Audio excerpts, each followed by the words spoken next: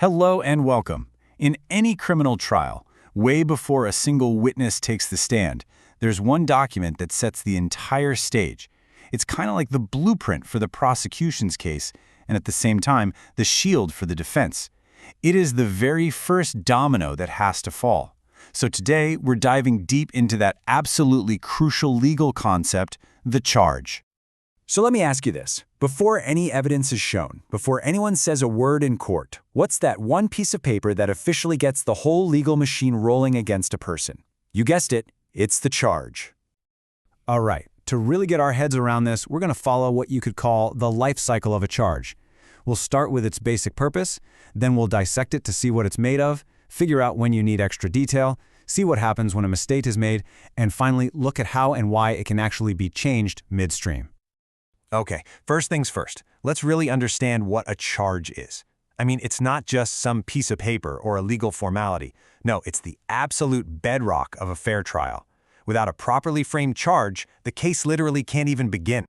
So what is it exactly? Well, a charge is a formal, written accusation that answers the single most important question for the accused. What specifically are you saying I did? Its entire job is to give crystal clear, unambiguous notice of the allegations so a person can actually understand the case against them and build a real defense. You know, it's the difference between a vague rumor and a concrete legal fight. And believe me, this isn't some newfangled idea. This observation from the Privy Council really hammers home how vital this document is.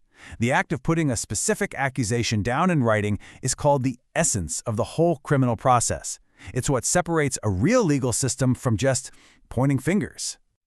Now, since a charge is so incredibly important, it totally makes sense that the law is super specific about what has to be in it. So let's pop the hood and take a look at the anatomy of a charge, all the essential parts.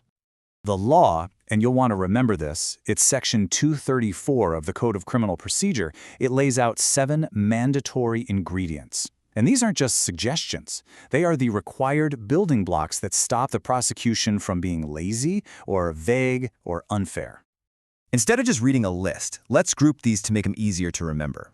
First, you've got the what. The charge has to state the offense, use its official name like theft, and point to the exact law and section. That's all about clarity. Then you have the how. The document itself implies that all the legal checkboxes are ticked so the defense isn't left guessing. And finally, you have the crucial context. It's got to be in the language of the court, and it has to mention any past convictions if that might lead to a harsher punishment. All 7 of these work together to leave zero room for confusion. And this is exactly why getting it right is such a massive deal.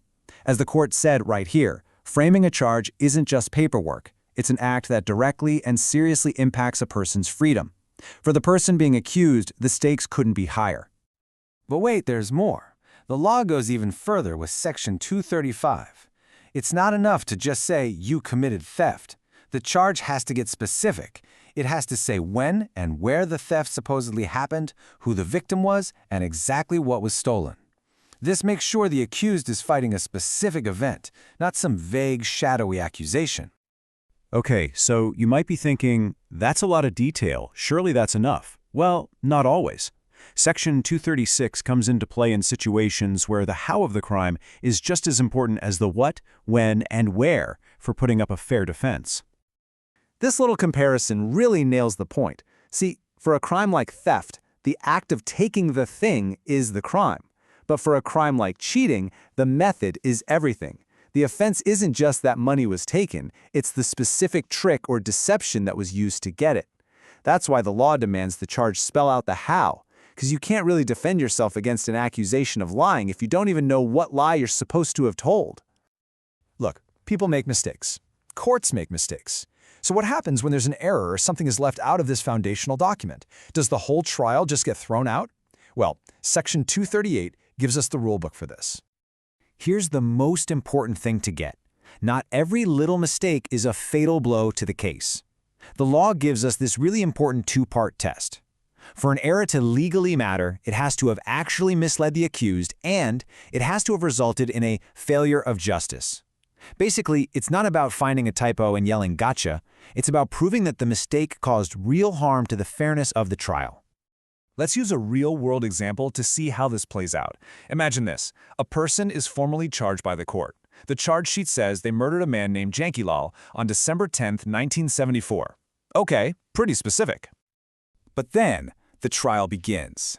And all the evidence, every single witness, everything discussed in that courtroom is about a completely different crime. It's about the murder of a different guy, Shyamalal, which happened over a year later on a different date.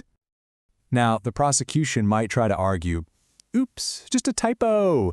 But is it really? Think about it.